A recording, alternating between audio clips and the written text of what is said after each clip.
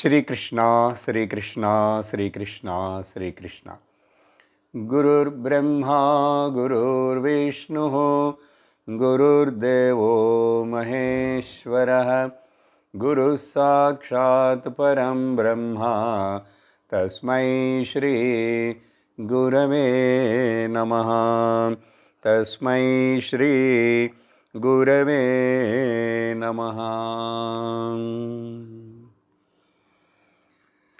हरि ओम तत्सत्। వివేక చూడామణి 383వ శ్లోకం. అత్రాత్మత్వం దృఢీకుర్వన్ అహమాదిషు సంత్యజ్యయన్ ఉదాసీనతయా తేషు తిష్టేత్ స్ఫుట ఘటాదివత్. నిన్నటి సత్సంగంలో శంకరాచార్యులు వారు చెప్పినటువంటి ముఖ్యమైన విషయం ఏమిటంటే ఆత్మ చింతన, దీనికోసం చేసేటువంటి ధ్యాన అభ్యాసములు. ఆ ధ్యాన అభ్యాసాలన్నీ గురించి చెప్పేటప్పుడు 379వ శ్లోకంలో నుంచి ఒక 5 శ్లోకాల్లో వివరిస్తూ వచ్చి ఈ 383వ శ్లోకంలో ఏం చూశామంటే అత్ర ఆత్మత్వం దృఢీకుర్వన్, నేను ఆత్మను అనేటువంటి ఆ భావనను, బ్రహ్మ భావనను, బ్రహ్మాకార వృత్తి భావనను దృఢపరుచుకోవాలి. ఆ తరువాత మరి పక్కనే నేను బ్రహ్మమునని చెప్తున్నాను, ఆ భావన ఉంచుకుంటున్నా కూడా నాకు దేహము కూడా ఉంది కదండి, దేహంతో పక్కనే ఆనుకొని అంటుకొనే ఉన్నానుగా నేను అనిపిస్తుంది. దేహం ఉండి దేహంతోనే, దేహంలో ఉండే ఈ వాగింద్రియం చేత చెప్తున్నాను, లేక మనో ఇంద్రియం చేత చెప్తున్నాను నేను బ్రహ్మమును అని. అప్పుడు అక్కడ ఏం చెప్తున్నారంటే ఉండని, అవి పాటికి వాటి ఉండని, వాటిని ఉదాసీనముతోటి, బీయింగ్ ఇండిఫరెంట్ టు దెమ్, ఆ దేహము అహం ఆదిషు అన్నారు. అంటే శ్లోకము, ఇంద్రియములు, మనస్సు, బుద్ధి, అహంకారం అనే భావన వరకు ఉన్నటువంటి ఇవన్నీ కూడా అవి నిజము కాదని, వాటిని అక్కడ పక్కన ఉండని, నువ్వు దానికి ముఖ్యత్వం ఇవ్వట్లేదు, త్యజేత్ అన్నారు. సంత్యజ్య. అట్లా ఉదాసీనం, ఎట్లా ఉదాసీనంగా చూడాలంటే ఘటవత్ అన్నారు. ఇప్పుడు నిన్న ఈ ఘటాన్ని చూపించి నేను మరొక విధంగా ఎక్స్ప్లెయిన్ చేశాను. ఇప్పుడు ఇక్కడ ఈ విధంగా అర్థం చేసుకోవాలి. ఘటం అనేటువంటిది ఒక జడ పదార్థము, క్లిప్ అనేటువంటిది ఒక జడ పదార్థము. ఇట్లా ఎలాగైతే ఈ జడ పదార్థాలన్నీ ఒక వస్తువుగా నామరూపంతో కనపడుతున్నాయో, ఈ శరీరం కూడా అట్లాగే ఒక ఘటం లాంటిది నామరూపంగా కనపడుతుంది. నిన్న చెప్పింది ఏంటంటే పగిలిపోయిన ఆ కుండ పెంకులు లేక గాజు పెంకులు లాగా ఇవన్నీ కూడా కలిసే ఏదో ఇక్కడ దేహంగా నిలబడింది. సో దీంట్లో ఇక్కడ ఇంకా ఇంద్రియాలు, మనస్సు, బుద్ధి, అహంకారం ఇవన్నీ కూడా జడములే అని చెప్పి ఇట్లా అర్థం చేసుకోవాలని చెప్పాం. ఆ తర్వాత ఈరోజు ఈ ఆత్మ మీద ధ్యానం, ఆత్మదృష్టిని జ్ఞాపకం ఉంచుకోవడం. ధ్యానం అంటే ఏదో 20 నిమిషాలు చేస్తాం, కూర్చుంటాం అని కాదు. ఆ బాడీని స్థిరంగా పెట్టుకోవాలి, కూర్చోవాలని, ప్రాణాయామం చేయాలని కూడా వేదాంత శాస్త్రం కూడా ఎంకరేజ్ చేస్తుంది. కానీ అలా కూర్చొని ఒక 20 నిమిషాలు, అరగంట ధ్యానం చేసి ఈ మిగిలిన 23.5 గంటలు half an hour meditation, 23.5 hours ఫ్రస్ట్రేషన్గా ఉండకూడదు. అర్థమైందా? అందుకని 24/7 మెడిటేషన్ అనాలి. మెడిటేషన్ చెయ్యకూడదు, మెడిటేషన్లో జీవించాలి, ధ్యాన భావంతో జీవించాలి. అట్లా దానికోసం ఇక్కడ ఎప్పుడు నిరంతరం నా మనస్సులో ఉండే ఆలోచనలో ఈ ఆలోచనలు రావాలి, మెజారిటీగా ఇవి రావాలి, ఆత్మభావాలు, ఆత్మ ఆలోచనలు. దానికోసం విశుద్ధమంతఃకరణం స్వరూపే నివేశ్య సాక్షిణ్య వవబోధమాత్రే శనైః శనైః నిశ్చలతాముపానయత్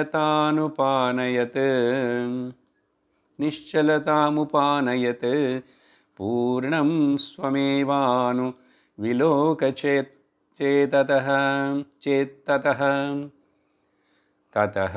కాబట్టి ఆ తరువాత ఇంకా వీడు 24 గంటలు అన్ని రోజులు ఎప్పుడు కూడా, నిన్న చెప్పాను భగవద్గీతలో శ్లోకాన్ని జ్ఞాపకం చేసి, ఆ పదాలు ఇక్కడ వస్తున్నాయి మళ్ళీ. శనైః శనైః ఉపరమేతని 6వ అధ్యాయంలో ధ్యానం యోగం అనే అధ్యాయంలో భగవంతుడు చిన్న చిన్నగా ఈ ప్రాక్టీస్ను నువ్వు అలవర్చి అవసరపడకు, ఒక్క రోజులో వెంటనే జరిగిపోలేదే అని బాధపడకు, ఆత్రపడకు, షార్ట్ కట్లు వెదకకు. Short course and crispy course, తర్వాత సింప్లిఫైడ్ కోర్సు, తర్వాత అడ్వాన్స్డ్ కోర్సు, ఇవన్నీ బయట మార్కెటింగ్ చేసేటువంటి ధ్యానాలు ప్రక్రియల గురించి నువ్వు వాటి జోలికి పోకు. అవన్నీ ఏవో జరుగుతున్నాయి లోకంలో. నిజమైన సాధకుడు ఇట్లా వేదాంత శ్రవణం చేసి, ఆ శ్రవణం మనము చేయటమే వీడికి ధ్యానము, దాంట్లో నిలుచోవటమే నిధిధ్యాసనం. అప్పుడు శనైః చిన్నగా ఈ నిశ్చలతని పొంది మనస్సుని నిశ్చలం చేయి. మొదల్లో ఏకాగ్రత, ఒకే మార్గంలో ఒకే విధమైన ఆలోచనలు ఉండే విధంగా పెట్టుకో. అప్పుడు నువ్వు దేని గురించి అంటారు? ఆత్మ గురించి. ఆత్మ అంటే ఏంటి? మళ్ళీ చెప్తాను విను. బ్రహ్మ అంటే ఏంటి? ఇదే కదా. విశుద్ధం, అత్యంత శుద్ధమైన, అదే అంతఃకరణం స్వరూపే. నీ యొక్క అంతఃకరణములో అంతఃకరణం విశుద్ధంగా ఉండాలి, విశేషేణ శుద్ధంగా ఉండాలి. అక్కడ రాగద్వేషాలు, అలజడులు, ఆశలు, పాశాలు ఇవన్నీ ఉన్నాయంటే అది మలినం. అలాంటి మలినంగా ఉన్నటువంటి అద్దంలో మన మొహం చూసుకోగలమా? చెలిస్తున్న అలలతో ఉన్న నీళ్ళల్లో నీళ్ళ అడుగున ఉన్నటువంటి వస్తువు తెలుస్తుందా? మన మొహం తెలుస్తుందా? తెలియదు. కాబట్టి అత్యంత శుద్ధమైన అంతఃకరణంలో నా యొక్క స్వరూపే నివేశ్య, ప్రవేశించి అదే చింతిస్తూ, ఎట్లా ఉందది? సాక్షిణి అవబోధ మాత్రే, సాక్షి రూపముగా, బోధరూపం మాత్రంగా ఉంది. నేను ఉన్నాను సాక్షి, నేను ఉన్నానని మొదట నాకు తెలుసు, ఆ తర్వాతనే ఈ నామరూప ప్రపంచాలు కూడా ఉన్నాయని తెలుసుకుంటున్నటువంటి ఒక కామన్ నాలెడ్జ్ అంటాం. నిన్న చెప్పాం కదా ఉదాహరణ, మనిషి ఒక్కడే కానీ ఆయన ప్లే చేసే రోల్స్ వేరు. కానీ ఈ రోల్స్ నిత్యము కాదు. ఈ గోడ మీద సామాన్యమైన వెలుతురు పడుతున్నది, అదేవిధంగా మరలా ఒక అద్దమును సూర్యుడు వైపు తిప్పి ఆ అద్దంలో పడిన ప్రతిబింబాన్ని ఆ గోడ మీదనే వేస్తే గోడ మీద ఆ మొత్తం లైట్తో పాటుగా ఇది ఒక స్పెషల్ లైట్గా కనపడుతుంది, విశేష వెలుతురు. అక్కడ కానీ సామాన్య వెలుతురు ఉంటూనే ఉన్నది. ఆ సామాన్య వెలుతురే సాక్షి ఇక్కడ. అందుకని బుద్ధిలో ఇంద్రియముల ద్వారా ఏర్పడే జ్ఞానాలు వస్తున్నాయి, పోతున్నాయి, మారుతున్నాయి. కానీ అన్నిటినీ ప్రకాశింపచేస్తున్నది ఈ సాక్షి. తెలుసు అనేది తెలియపరుస్తున్నది, నాకు తెలియదు అనేది తెలియపరుస్తున్నది, బాగున్నది అనేది తెలియపరుస్తున్నది, బాగలేదు అనేది తెలియపరుస్తున్నది. అప్పుడు బాగున్నది బాగలేదనేది మనస్సు కదండి తెలియపరుస్తుందని అనకూడదు. మనస్సు మారిందిగా. అది బాగుందని అనిపించిందంటే మారింది, బాగలేదు అని చెప్పిందంటే మారింది. అప్పుడు రెండు ఎలా తెలుస్తున్నాయి, ఎవరికి తెలుస్తున్నాయి అంటే సాక్షిని అవబోధ మాత్రం అని చెప్పి నువ్వు చిన్న చిన్నగా ఆ నిశ్చలమైన అంతఃకరణంలో నువ్వు అభ్యాసం చేస్తూ ఉపానయన్ అప్పుడు అట్లాంటి ఆ స్థితి, ఆ ప్రాక్టీస్ చేసిన వాడు పూర్ణం స్వయం ఏవ, నేను పూర్ణమైనటువంటి వస్తువుని, నాలో ఎటువంటి ఒక లోపం కానీ ఏ ఒక్క వికారాలుగాను లేవని చెప్పి, ఏ కొరతలు లేవు అని చెప్పి స్వయమేవ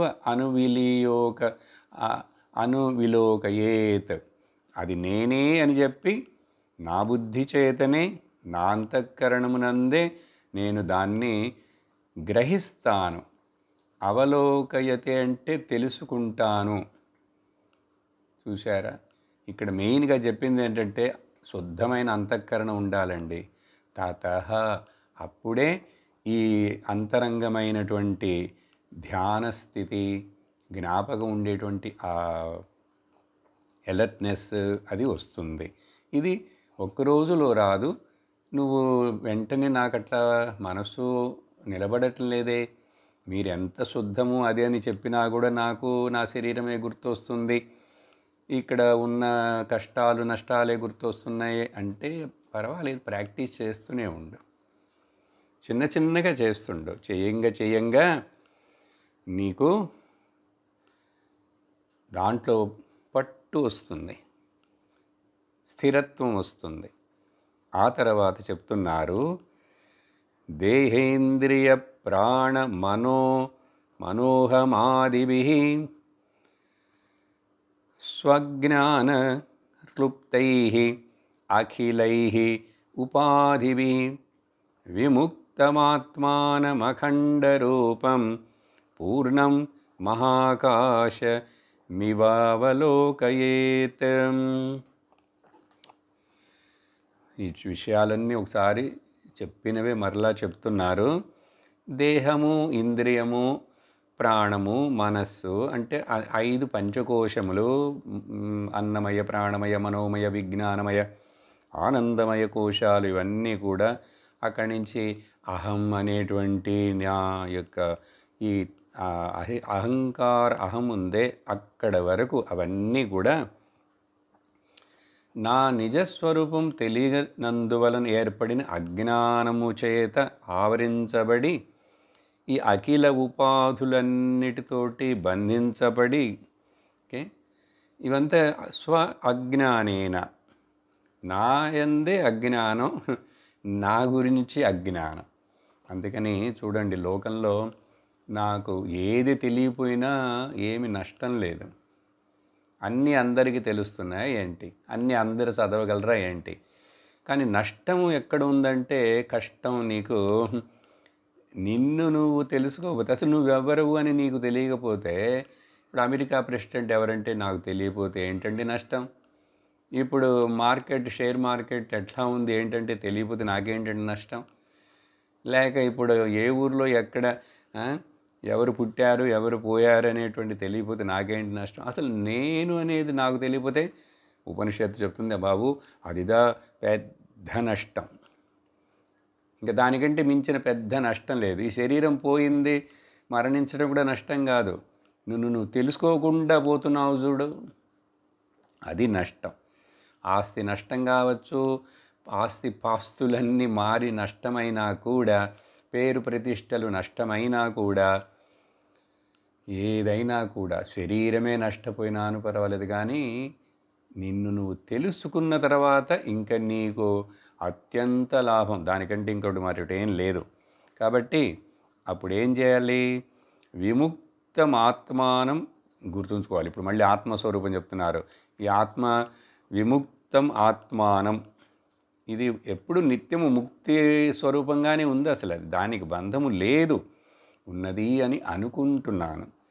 అటువంటి అఖండ రూపం. అఖండమని చెప్పాం కాబట్టి దాంట్లో ఎక్కడ ఖండము లేదు, డివిజన్ లేదు, కాబట్టి అది అనంతమైనదై ఉండాలి. అప్పుడు దాంట్లో ఏ రకమైనటువంటి ఒక లోటుపాటులు లేకుండా ఉండాలి. దానికి ఆశలు లేవు, కోరికలు లేవు, బాధలు లేవు, అటువంటి అజ్ఞానమే లేదక్కడ. అటువంటి ఎప్పుడు నిత్యముక్తమై ఉన్నటువంటి ఆత్మస్వరూపమును, పూర్ణమైన దాన్ని ఎలా తెలుసుకోవాలంటే ఈ మహా ఆకాశంలాగా మహా ఆకాశమివ అట్లా భావించు. చెప్పాం కదా మొన్న, మధ్య మధ్యలో మళ్ళీ గుర్తు చేస్తున్నారు. ఈ ఆకాశము ప్రకాశమును గురించి చింతించుట, ధ్యానించుట చాలా ఉపయోగకరమైనటువంటి సాధనలు.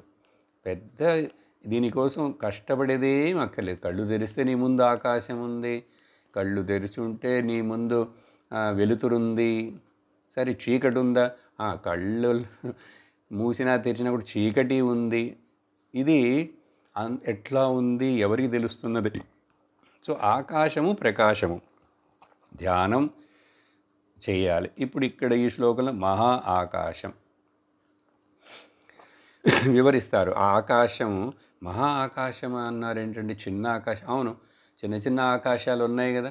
మా ఇంట్లో, మా గదిలో ఉన్నటువంటి స్పేస్, మా కిచెన్లో ఉన్న స్పేస్ అట్లా అంటుంటావు కదా. కానీ ఆకాశం అంతా ఒకటే, పెద్దదిగా ఉన్నది. దానికి ఏంటున్నాయి గుణాలు? చెప్పాం కదా ఇంతకుముందు.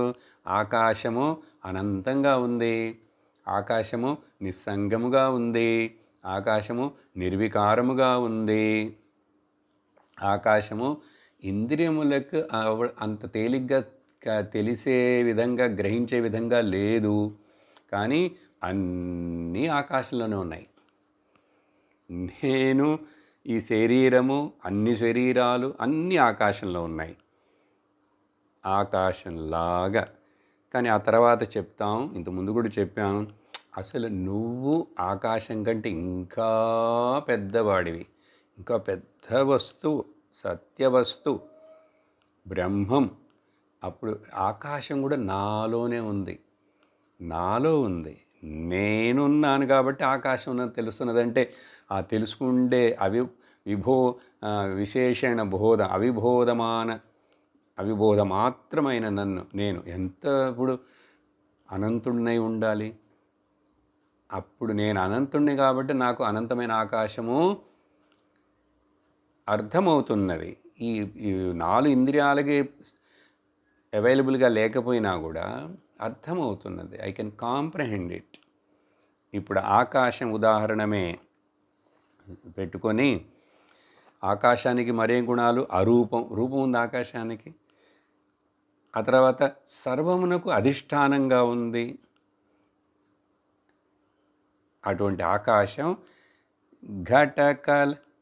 ఘటకలశ కుశూల సూచి ముఖ్యైః గగన ముపాధి శతైః విముక్తమేకం భవతి న వివిధం తథైవ శుద్ధం పరమ అహమాది విముక్తమేకమేవ. ఇప్పుడు ఆకాశాన్ని సహజంగా ఏమంటుంటావు? ఘటాకాశం అంటాం. ఇక్కడ 2-3 ఉదాహరణలు ఇస్తున్నారు. చిన్న దగ్గర నుంచి మనం పెద్ద ఉదాహరణకి వెళ్తాం. ఇక్కడ ఇచ్చింది 2-3 అవి చెప్తూ, మొదట చూడండి, సూది ఉందండి, సూది బెజ్జం ఉంది చూసారా? సూచి అంటే సూది బెజ్జంలో కూడా ఆకాశం ఉందిగా, స్పేస్. అక్కడి నుంచి ఇంకా ఆ తర్వాత చిన్న గ్లాసులో, చిన్న ఈ కుండలో, పెద్ద కుండలో, ఆ తర్వాత ఇట్లా ఈ ధాన్యం పోసే గాదె ఉంటుంది చూసారా? దాన్నే శకుశూల అంటారు. ఘట కలశ కుశూల గాదె. ఇంకా ఆ తర్వాత పెద్ద ట్యాంకర్, దాంట్లో కూడా స్పేస్ ఉంది. ఇలా చూస్తూ పోతే ఈ ముఖ్యమైనవన్నీ కూడా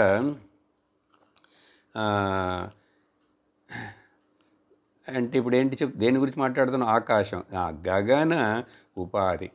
ఆకాశం ఒకటే, కానీ ఈ ఉపాధిని తోడు చూస్తే చిన్న ఆకాశం ఘటం, సూది బెజ్జం చూస్తే చాలా చిన్నది. ఇట్లా ఉపాధి అనేకం ఉన్నా కూడా వాటన్నిటిలోంచి విముక్తమై ఆకాశం ఏకముగానే ఉన్నది. దాన్ని నువ్వు విభజించలేవు, ఇండివిజిబుల్. అప్పుడు అది అంతటా ఉంది కాబట్టి అది ఈ సైజులో మాత్రమే ఉంది, అది అక్కడట్లా అని చెప్పలేము. ఓన్లీ వ్యవహారానికి మాట్లాడతాం. అదే విధంగా ఆలోచించు చూడు. ఎట్లా ఈ పూర్ణమైన ఆత్మ నీ స్వరూపం గురించి చెప్తున్నామే, బ్రహ్మమని, అది విముక్తం. మరలా విముక్తం అనే పదం మళ్ళీ చెప్తున్నారు. ఓకే, అప్పుడు గగనం ఉపాధి శతై విముక్తం. అది ఏ ఉపాధి సైజు లేదు.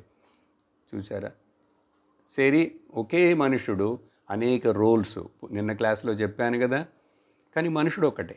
అలాగే శరీరాలు వేరు, ఉపాధులు వేరు, ఆత్మ ఒకటే, బ్రహ్మ. అట్లా ఏకం ఆకాశంలాగా భవతి నా వివిధం భవతి. ఈ ఉపాధులు ఇట్లా ఉండటం వలన ఆత్మ వేరవుతుందా ఏంటి? ఆకాశం వేరవుతుందా? నా వివిధం భవతి. అదేవిధంగా ఈ శుద్ధ పరమ అహమాది విముక్తం, ఈ ఉపాధుల నుండి విముక్తమైన ఉపాధి రహితమైనటువంటి ఆ ఆత్మనైన నేను బ్రహ్మమును, అది కూడా విముక్తం, అది ఏకమే. సో ఆకాశాన్ని ఆత్మను కంపేర్ చేస్తూ దీనికి చాలా దగ్గరి అనేక పోలికలు ఉన్నాయి. కానీ సిమిలారిటీస్ అంటారే, డిఫరెన్సెస్ ఏమున్నాయి? ఆకాశముకి పుట్టుక ఉంది, ఆత్మకు పుట్టుక లేదు. ఆకాశానికి పుట్టుక ఉంది కాబట్టి అది కూడా నశించిపోతుంది ఎప్పుడో. ఆత్మకి పుట్టుక లేదు కాబట్టి అది నశించిపోదు. చూసారా? ఇన్ని సిమిలారిటీస్ ఉన్నా కూడా ఒకే ఒక డిస్సిమిలారిటీ ఏంటంటే ఆకాశానికి చావు పుట్టుకలు ఉన్నాయండి, కానీ ఆత్మకు లేవు. అది ఒక్కటి చేత ఆత్మ ఆకాశం కంటే ఉన్నతమైనదని మనం గ్రహిస్తాం. సో దేహభావం, ప్రాణాత్మభావం, మనోఆత్మభావం, బుద్ధ్యాత్మభావం, జీవాత్మభావం, ఇవన్నీ కల్పించబడినవే ఉపాధులు. కాబట్టి వాటికి ముఖ్యత్వం ఇవ్వకు, అవి నిజం కాదు. కానీ వాటి మూలంగా వ్యక్తమవుతున్న నేను పేరుకి ట్రాన్సాక్షన్ని పిలుస్తావు. ఘటాకాశమని, మఠాకాశమని, హాల్ స్పేస్, రూమ్ స్పేస్ అయింది, పిలువు. So what? కానీ ఆకాశానికి ఏమి అవ్వలేదు. ఈ విధంగా బ్రహ్మాది స్తంభ పర్యంతా మృషా మాత్ర ఉపాధయః తతః పూర్ణం స్వమాత్మానం పశ్యేది ఏకాత్మనా స్థితం. ఒకే ఆత్మగా స్థితమై ఉన్న, వ్యాపించి ఉన్న నువ్వు బ్రహ్మము. ఇది పూర్ణము కాబట్టి స్వమాత్మానం, ఇది స్వ ఆత్మానం. ఆత్మ అంటే మళ్ళీ ఎక్కడో ఉంది, బ్రహ్మ అంటే ఎక్కడో ఉంది అనకూడదు. పశ్యేద్, అది గ్రహించాలి, అది తెలుసుకోవాలి. మిగతావన్నీ ఏంటి? బ్రహ్మదేవుడి దగ్గర నుంచి మొదలుపెట్టి, ఆయన శరీరంతో నుంచి మొదలుపెట్టి ఇక్కడ చిన్న ఒకే సెల్లుతో ఉండే అమీబా వరకు, సో బ్రహ్మాజీ దగ్గర నుంచి అమీబాజీ వరకు రకరకాలు, ఏనుగు శరీరం, గుర్రం శరీరం, జిరాఫీ శరీరం, ఏదేదో పెద్ద పెద్ద, ఇప్పుడు తిమింగిలం అన్నాడు, డైనోసారస్ ఒకరా, ఏదైనా కానీ ఆ బ్రహ్మ పర్యంతం. ఇక్కడ పర్యంతం అలాగే స్తంభ పర్యంతం అంటారు. స్తంభం అంటే చిన్న గడ్డి పూచ కూడా. ఇవన్నీ కూడా ఉపాధయ, అన్నీ కూడా మృషా మాత్రం. అవి నిజంగా సత్యం కాదు. ఉపాధిని తొలగించి చూడు, ఉపాధి మిథ్యాని తెలుసుకో, అప్పుడేమవుతుంది? పూర్ణ స్వమాత్మానం అక్కడ ప్రకాశిస్తుంది. అప్పుడు అది ఏకమని ఆ భావనలోనే ఉండు, అదే గుర్తుంచుకో. ఇది నీకు సాధన. ఈ విధంగా భగవంతుడు భగవద్గీతలో కూడా ఈ విషయాన్ని చెప్పేటప్పుడు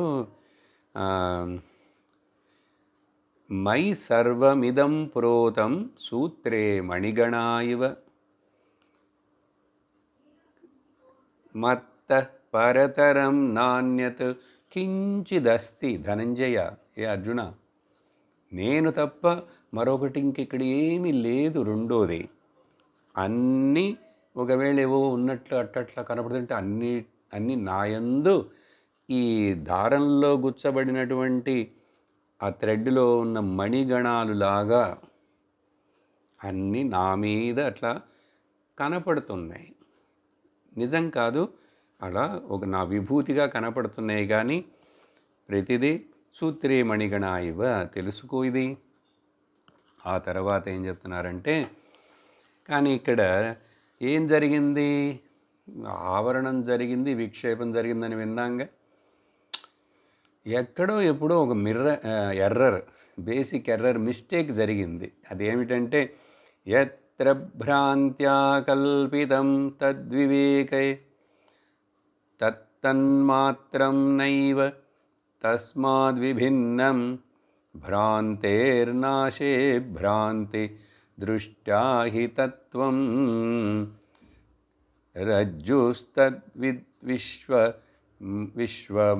విశ్వమాత్మస్వరూపం. పాము తాడు ఉదాహరణ ఇస్తున్నాడు. ఇంతకుముందు చూపించాను, ఒక పాములాగా తాడుని అట్లా మెలికలు వేసి, అది చీకటిగా ఉంది, పెద్ద చీకటి కాదు, కొంచెం మసక చీకటిగా ఉంది, లైట్ లేదా. అట్లా పోయేటప్పుడు ఏదో అలా ఆ పాములాగా తాడే అదే షేప్లో అట్లా పడి ఉన్నది, లేక పువ్వు మాల పారేసింది. సడన్గా పాముని తోచింది, వెంటనే ఇంకా భయపడ్డాను, 4 అడుగులు వెనక్కి వేసాను. ఆ తర్వాత కొంచెం భయం వచ్చింది, అన్నీ వచ్చి ఇంకా కర్ర కావాలి, అది కావాలి, ఎవరు నన్ను పిలుస్తాను, ఇవన్నీ జరిగినాయి. కానీ దాన్ని స్పష్టంగా లైట్ వేసి చూసిన తర్వాత అది తాడే అని తెలిసిన తర్వాత ఇంకెక్కడుంది? కాబట్టి ఎక్కడైతే ఈ భ్రాంతి చేత కల్పితమైన తద్ వివేకే, అప్పుడు ఆ భ్రాంతిని తొలగించుటకు ఏర్పడిన వివేకం వలన ఏమవుతుంది?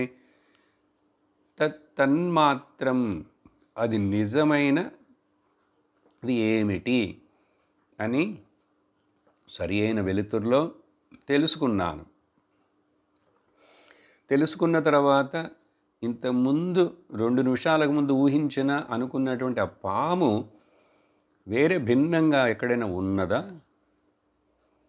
ఓన్లీ భావనలో ఉన్నది. కానీ నిజంగా ఉన్నది ఒకటి, భావనలో అనిపించింది ఒకటి. అదేవిధంగా ఇక్కడ ఈ పాము తాడును చూసి పాము అనుకున్నట్లుగా ఈ ఆత్మలో ఇవన్నీ ఏవో ఉండుట చేత భ్రాంతి, అవివేకం చేత, అప్పుడు వివేకం చేత భ్రాంతిని తొలగించినప్పుడు నిజమేమిటని తెలుస్తుంది. అప్పుడు ఏమి తెలుస్తుంది? ఎలా తెలుస్తుంది? ఏమిగా తెలుస్తుంది? స్వయం బ్రహ్మ స్వయం విష్ణు స్వయం ఇంద్ర స్వయం శివ స్వయం విశ్వమిదం సర్వం స్వస్మాదన్యత్ న కించిత్. చూడండి, ఇక్కడ నేనే బ్రహ్మమును, నేనే విష్ణువును, నేనే శివుడను, నేనే ఇంద్రుడను, నేనే ఈ మొత్తం విశ్వమును, సర్వం నేను తప్ప మరొకటి ఏది లేనే లేదు, ఇది పరమ సత్యము అంటున్నారు. సింపుల్ వేదాంతం. నమ్మితే సింపుల్. ఇంతకంటే సింపుల్ అయినది మరొకటి ఏం లేదండి. అదేంటి, నేనెట్లా విష్ణు శివుడు బ్రహ్మమునవుతాను అని నీకు సందేహం వచ్చిందంటే నువ్వు మళ్ళీ ఏబిసిడి దగ్గర నుంచి, తత్వబోధ దగ్గర నుంచి చదువుతూరా. లేక ఇప్పుడు అయిపోయినాయి 387 శ్లోకాలు, సరిగ్గా వినలేదు నువ్వు, మళ్ళీ విను మొదటి నుంచి. విన్నవాడు, సరిగ్గా అర్థం చేసుకున్నవాడు అలా అనడు, అలా భావించడు. కొంచెమో గొప్ప, కానీ ఇంకా కొంచెం టైం పడుతుంది. నువ్వే ఈశ్వరుడివి, జీవాత్మ కాదు అంటే కొంచెం నేనెట్లా ఈశ్వరుని అవుతాను? ఉపాధి దృష్టిలో నువ్వు ఈశ్వరుడివి కాదు, కానీ సమష్టి ఆ ఉపాధి రహితమైన చైతన్యం చూస్తే ఒకటే చైతన్యం, ఒకటే ఆకాశం. ఇల్లు పగలగొట్టిన తర్వాత అన్ని గదులు ఆకాశంలో భేదాలు ఎక్కడున్నాయండి? మరి అంతవరకు నువ్వు కల్పించుకున్నావు గోడలు కట్టి, అజ్ఞానం అనే గోడలను కట్టి, ఇది హాల్ స్పేస్, అది డైనింగ్ హాలు, ఇది బెడ్రూము అప్పుడే అని అన్నావు. అట్లా అని అది తప్పు. కాబట్టి కించిత్ నస్తే. అందుకనే ఇప్పుడు గురు బ్రహ్మ శ్లోకం చిన్నప్పటి నుంచి అందరం చెప్తాం, అదే ఇప్పుడు ఇక్కడ చెప్పారు. ఇండైరెక్ట్ ఉంది అదే. గురు బ్రహ్మ గురుర్ విష్ణు గురుర్దేవో మహేశ్వర గురు సాక్షాత్ పరబ్రహ్మ. అప్పుడు గురువు అంటే ఏదో ముందున్న ఆ గురువు చెప్పినవాడు, బోధ చేసిన ఆయన, జ్ఞానం ఇచ్చినవాడు గురువే. ఆ గురువు విష్ణు అంటే ఏంటి? గురువు ఏం చేశాడు నీకు బోధన చేసి? నువ్వు కూడా బ్రహ్మస్వరూపమే అని చెప్పాడు కదా. అప్పుడు గుకారస్త్వంధకారో వై రుకారస్తన్నివర్తక అంధకార నిరోధిత్వాత్ గురురిత్య విధీయతే. గురువు అని ఎందుకు పిలుస్తున్నావు? గు అంటే అజ్ఞానము, రు అంటే అజ్ఞానం తొలగించినవాడు, తొలగించేవేది. అందువలన అతడు ఆ గురువు. అప్పుడు జ్ఞానం, అప్పుడు స్వయం బ్రహ్మ. గురువుని అన్నావంటే అర్థం గురువు బోధించిన ఆత్మ బ్రహ్మమైన నువ్వు కూడా అదే. ఇది తప్ప మరొకటేం లేదు బాబు, లేదు. అందుకనే కైవల్యోపనిషత్తులు ఈ విషయాన్ని స్వబ్రహ్మ సశివ సేంద్ర సోక్షర పరమస్వరాట్ సయేవ విష్ణు స ప్రాణ స కాలోగ్నిశ్చంద్రమా. లేక నారాయణ సూక్తంలో చూస్తే ఓ సబ్రహ్మ సశివ, ఇదే అక్కడ కూడా వస్తుంది. సబ్రహ్మ సశివ సేంద్ర సోక్షర పరమస్వరాట్ హృదయం సత్యం పరం బ్రహ్మ పురుషం కృష్ణపింగళం ఊర్ధ్వరేతం విరూపాక్షం విశ్వరూపాయ వై. నడులో వేరేమొచ్చింది? అంతర్బహిశ్చ తత్సర్వం వ్యాప్య నారాయణ స్థిత. చూశారా?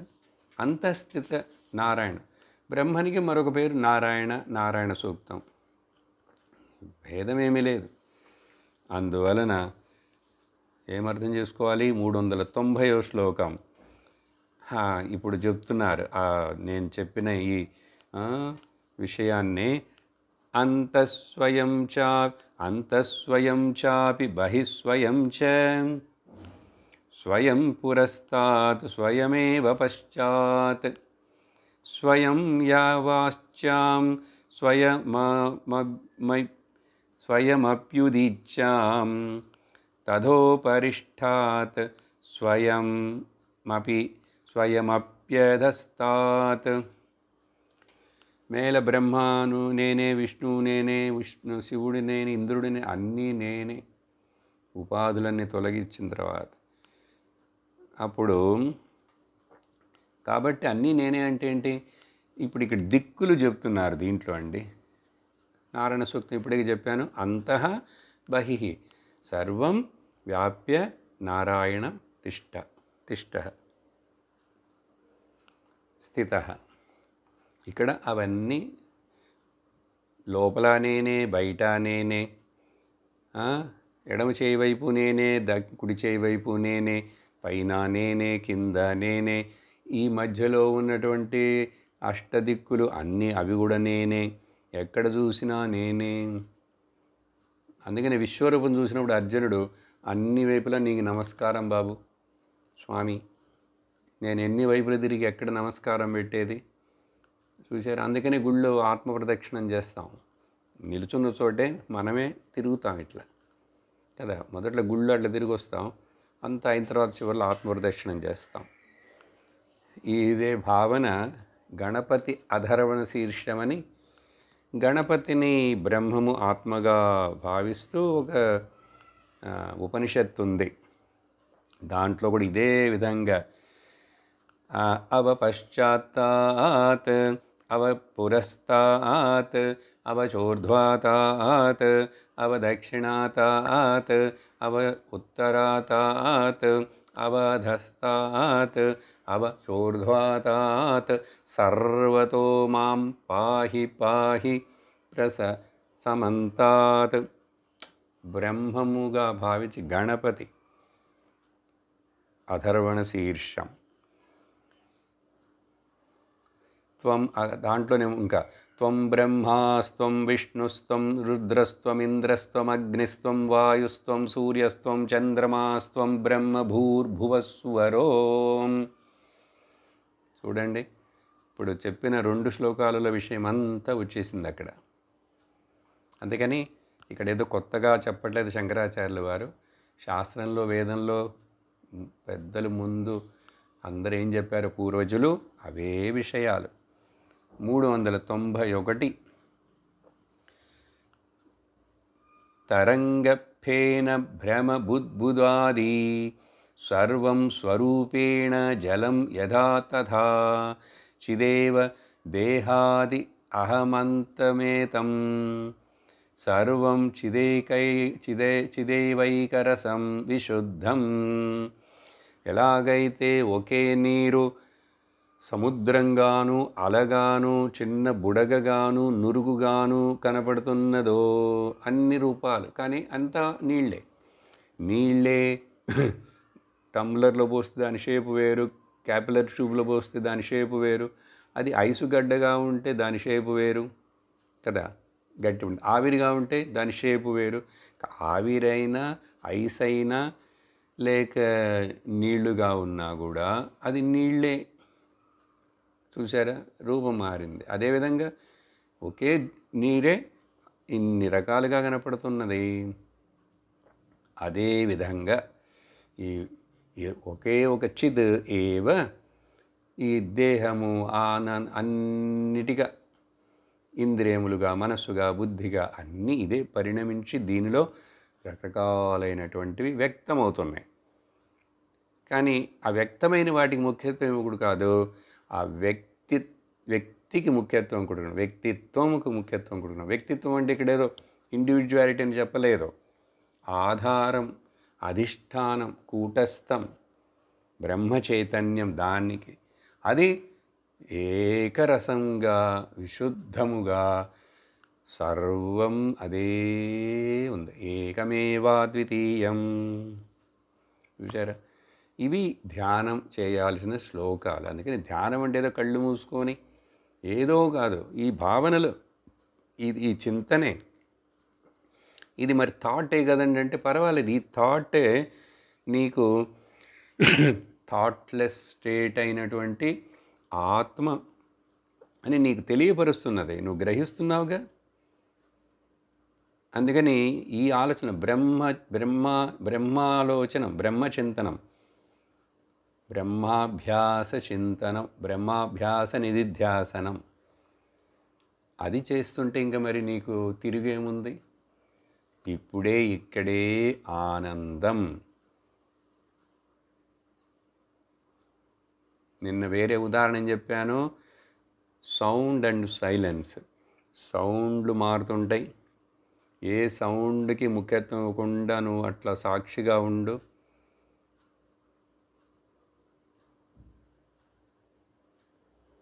సౌండ్కి భేదం ఉన్నా సౌండ్కి మధ్యలో ఉన్నటువంటి ఆ సైలెన్స్లో భేదం లేదు, అది ఒకటే.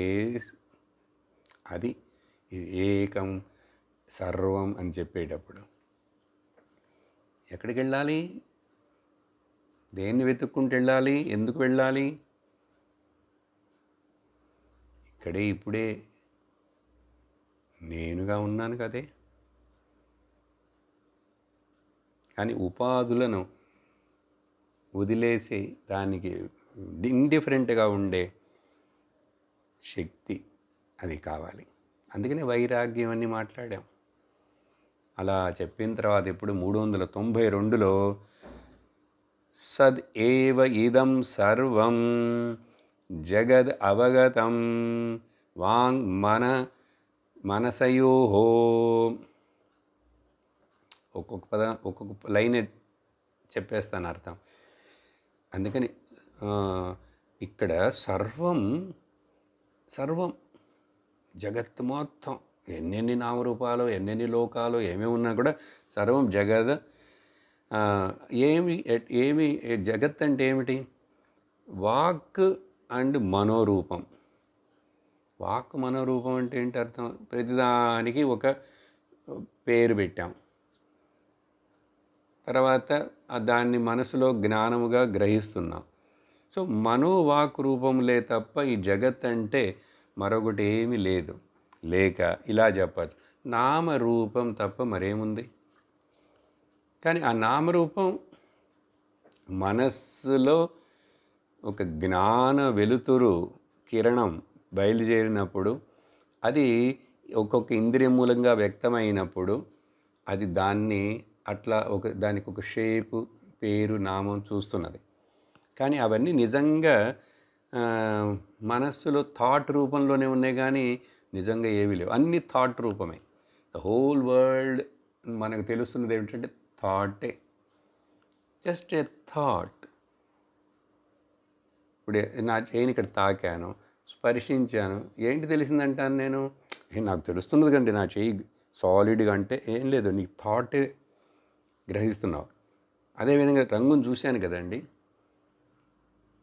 రంగును చూసావు, పచ్చక్లిప్పు, నీకు దీని యొక్క ప్రతిబింబం మాత్రమే థాట్ రూపంలో ఏర్పడిందే కానీ, కాబట్టి జగత్ మొత్తం థాట్స్ తప్ప దేర్ ఈజ్ నో రియల్ జగత్.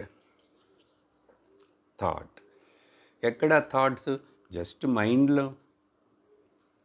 అందుకని మనకు మనసులో వచ్చే థాట్స్ జనరల్గా, ఇది కొంచెం చెప్పి తర్వాత రేపు వివరిస్తాను. థాట్స్ రెండు రకాలు, verbal thoughts and visual thoughts అండి. శబ్దరూపమైన శబ్దరూప ఆలోచనలు, రూప ఆలోచనలు. దాన్ని అందుకే నేను అట్లా చెప్పాను. బొమ్మ రూపంలో ఇప్పుడు కళ్ళు మూసుకున్నా కూడా బొమ్మలు వస్తుంటాయి కదండి. బొమ్మలు వస్తుంటే నేను లోపలికి నా మనసు మాట్లాడి తెలుసుకుంటుంటుంది. లేక నాకు నేనే మాట్లాడతాను, సెల్ఫ్ షాటరింగ్ చేస్తాను. ఈ సెల్ఫ్ షాటరింగ్ చేయటానేమో శబ్దం అంటాం. లోపల ఏదో భావాలు ఒక బొమ్మలుగా చూస్తుంటేమో దాన్ని విజువల్ అంటాం. So verbal thoughts, visual thoughts, ఇవి రెండు తప్ప ఇంకేమున్నాయి మరి? ఈ verbal thoughts and visual thoughts రెండు ఎప్పుడైతే మనం వాటికి ముఖ్యత్వం ఇవ్వకుండా ఇండిఫరెంట్గా ఉండి సాక్షిగా ఉంటానో, అవి అట్లా డిజాపర్ అయిపోతాయి. అందుకని ఈ ధ్యానం చేయటానికి ఇట్లా కూర్చొని ఆలోచిస్తున్నప్పుడు ఏదైనా ఏమి మనకు వస్తాయి? వెర్బల్ థాట్స్ వస్తాయి. వెర్బల్ అంటే నేను. అందుకని సాధన ఏం చేయాలో తెలుసా? ఈ వెర్బల్ థాట్స్ని, విజువల్ థాట్స్ని లేకుండా చేయటం కోసం నేనే లోపల మాట్లాడకూడదు. Okay, stop talking to your self అని ఒకటి. తర్వాత అండ్ అబ్జర్వ్ ద సైలెన్స్, రెండు. So stop talking to your self and observe the silence, ఈ రెండిటి చేత నీ మనసు పూర్తిగా అది థాట్స్ లేకుండా కొంచెం అది సమాధి స్థితి, నిశ్శబ్ద స్థితికి వెళుతుంది. కాబట్టి ఈ verbal thoughts and visual thoughts గురించి మనం ఇంకా కొంచెం విస్తరించి విందాం మరలా. ఎందుకంటే చాలా ముఖ్యం, అవి రెండు అర్థం చేసుకోవాలి. నువ్వు ఏ మెడిటేషన్ అని కళ్ళు మూసుకుని కూర్చున్నా కూడా వెర్బల్ థాట్స్ వస్తాయి, విజువల్ థాట్స్ వస్తాయి. How to deal with them, అవి రెండు ఏవి నిజం కాదు. కాబట్టి ఆ రెండింటిని ఎట్లా కంట్రోల్ చేసేది? మనసు పనిచేస్తున్నంతసేపు వస్తుంటాయి. అందుకని అక్కడ మొదట ఏవేవో లోకమయ విషయాలు అవి రానియకుండా అక్కడ మొదట వాటిని ఫస్ట్ లెవెల్లో అన్నీ నేను విశుద్ధమైన ఆత్మస్వరూపమును, అహం బ్రహ్మాస్మి, అహం నిర్గుణోస్మి, అహం నిర్వికారోస్మి, ఇట్లా ఇవి శబ్దాలే. కానీ ఈ శబ్దాలు నిన్ను అక్కడక్కడే నీ అంతఃకరణంలోనే అక్కడే అణిగిపోతుంటాయి, ఇంకా పెరగవు. లేక ఇది అర్థం కానప్పుడు అందుకనే మనకు ఏం చెప్తారు మొదట, దేవుడు నామాన్ని చెప్పు, శ్రీరామ్ జయ రామ్, ఏదో ఒక అప్పుడు ఆ ఒక్క శబ్దము చేత అదే అదే శబ్దం అట్లా ఓం నమ శివాయ, ఓం నమ శివాయ, ఈ విధంగా అట్లా చెయ్యి. అదేవిధంగా సతః అన్యాత్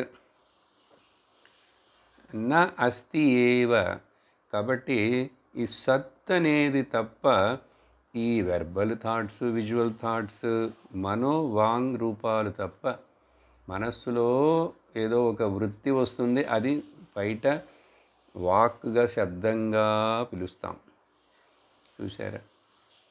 కానీ సత్తులో ఇవేమి అన్యమైనటువంటి ఏవి లేవు.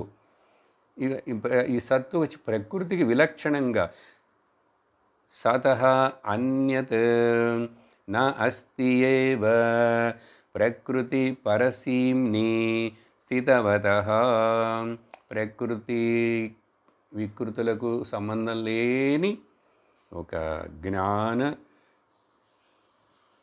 సాక్షి చింతన రూపంలో ఉన్న అవబోధం అదే ఉన్న స్థితవతః. పృథక్ కిం పృథక్ కిం పృథక్ కిం మృత్ సత్ నా అన్యాః.